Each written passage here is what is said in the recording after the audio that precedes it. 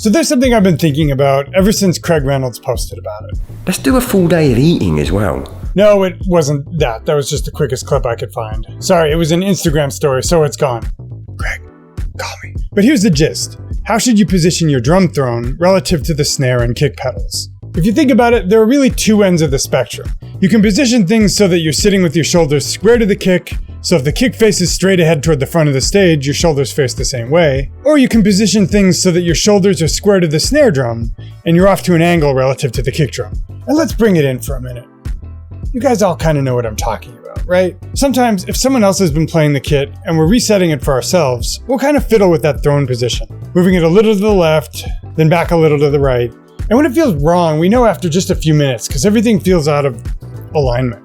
And especially if we're not spring chickens anymore, our backs will tell us later that night. But it's far from obvious how to fix it. Everybody who talks about it kind of says the same thing, but even if we follow their advice, things can still feel a little off. Who knows what I'm talking about? So today, we'll cover it. I'm a physical therapist and posture expert. He's neither. He barely graduated from high school. Do not take any of this as medical advice. But we'll hear from some real experts.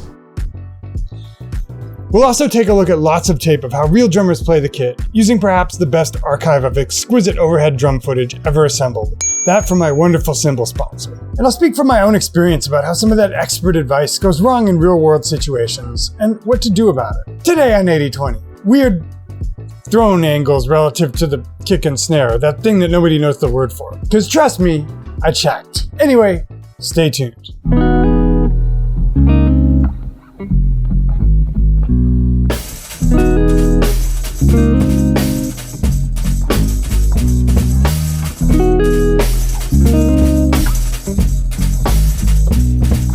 And keep in mind that if you guys like the subject matter of today's video and want more videos like it delivered to you every week for free, and also as a free bonus gift, my brand new 3-video mini course, which will teach you the secrets of how great drummers are better than we are. That's over 45 minutes of footage I don't share on YouTube, completely free. Just click the link below the player and enter your email address in on the next page. I'll send those right to you. Anyway, onward.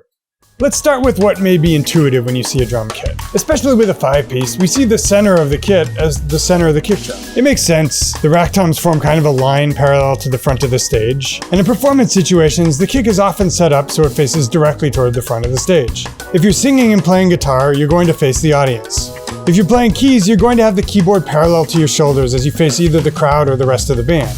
So why wouldn't you line your shoulders up with the front of the kick drum so you can face directly forward? Well, let's listen to a bevy of YouTubers telling us why not. So you don't want your hi-hat over here and your right foot over there, right? Because then your body is twisted. Just sit like you would sit straight on a chair or a stool with a good posture. And that's it. That is the golden rule. The snare is the center of the kit, not the bass drum. The gist is, we don't want this, a misalignment of our hips and shoulders. And because our femurs can't really go around corners if we're straddling the snare drum, it makes sense to put the kick and hats at a natural angle formed by our thighs when we're sitting comfortably. If you look at my overhead from Meinl, that's more or less what I'm doing. If we ask my editor to draw a line along my shoulders, then a perpendicular line from that shoulder line pointing forward to the way I'm facing, thank you, sir. You'll see I'm mostly facing toward the snare drum, with the kick off at a little angle. Let's call this snare-centric.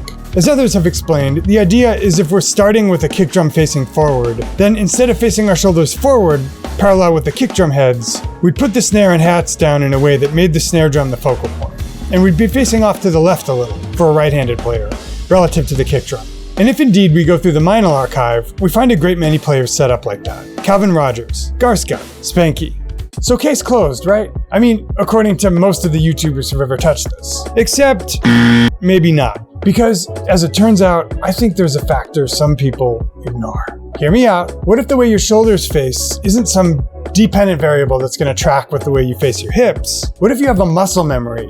A proprioception, I think it's called. Proprioception, a sense of where your body is in space. What if your shoulders have a preconditioned memory of which way they want to face, which they're always going to be seeking? And what if forcing your hips to be snare-centric when your shoulders want to be kick-centric is actually bad? Defense Exhibit A. Let's look at a few players who are a little more kick-centric. Here's Devin Way. See how he's keeping his shoulders more square to the kick? Here's Forrest Rice. Same thing.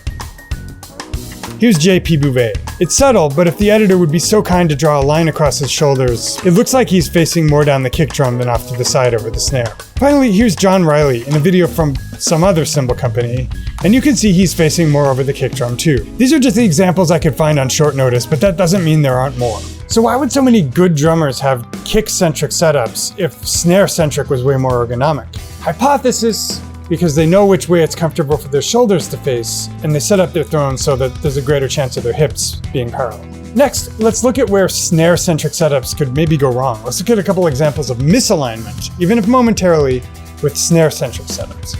If we check out this clip of Garska, he's got very good posture and ergonomics, and he sets his kit up snare-centric, and that keeps him aligned well most of the time. But in this example, when he plays over on the right side of the kit, we see that his shoulders aren't aligned with his hips. If my editor would be so good as to pause it at around the 50-second mark and draw a line across Matt's shoulders and one across his knees, we see that for just a moment, they're misaligned, before he finishes playing on that side of the kit and brings them back into alignment. To be clear, I'm not saying Matt has a chronic misalignment, I'm just using that one little micro moment as an example. There are a few clips of other great players in more prolonged misalignment, but rather than put them on the spot, let me try to demonstrate on my own what that would look like. And hope you guys will excuse the lack of extremely high ceilings in this studio. I did my best with the overhead tripod. Anyway, in this overhead I'm set up snare-centric, but my shoulders are rotated kick-centric. We'll talk about the kit setup in a minute, but the telltale thing I want you to watch is my left foot. If you see that band in the foot angle change, that means I've rotated my hips to try to compensate for the misalignment. If we could ask the editor to put a line across my shoulders and one across my hips, you can see I'm trying to relieve that twist in my trunk.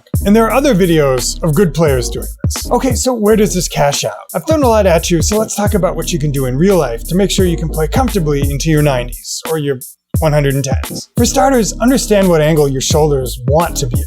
If you look at this overhead of me, if I take the snare and hats away and just face the kit, I'm seeing how my shoulders want to go. If they line up more square to the kick, there are a couple things I can do. First, I can move the throne off to the left a bit, so my hips have a prayer at being parallel with my shoulders. Next, I can set up the hats so they're a bit deeper, so I'm still straddling the snare, but without internally rotating my knee. Finally, and surprisingly many players do this, I can play at a slight angle across the kick pedal, rather than with my foot exactly parallel to it. I don't recommend this if you're just starting out as a player, but if you find your shoulders wanting to face right down the kick, this is a way to do it without so much twisting in your trunk. Finally, if you want to be snare-centric, there are some kit setup hacks to make that easier to hold to. Check out this overhead of Spank. All of his cymbals and toms are arranged in such a way as to make it totally comfortable for his shoulders to be square to the snare drum. The only detail is the kick angled off to the right a little. So if you have the flexibility to set up your kit so that most of it is an easy reach from the snare-centric seating position, you're less likely to have a twist in your spine than if the most convenient playing angle is looking right down the kick drum, but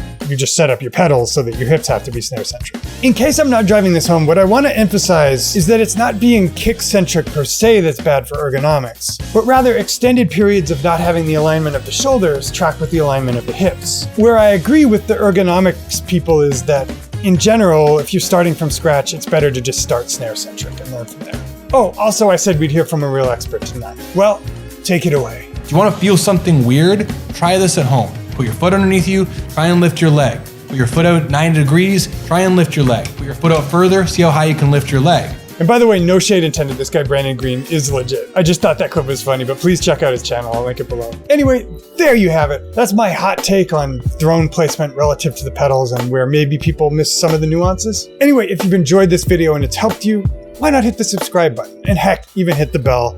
That way you'll learn every time I publish a new video. And if you want to go a little bit deeper, just click the link below the player.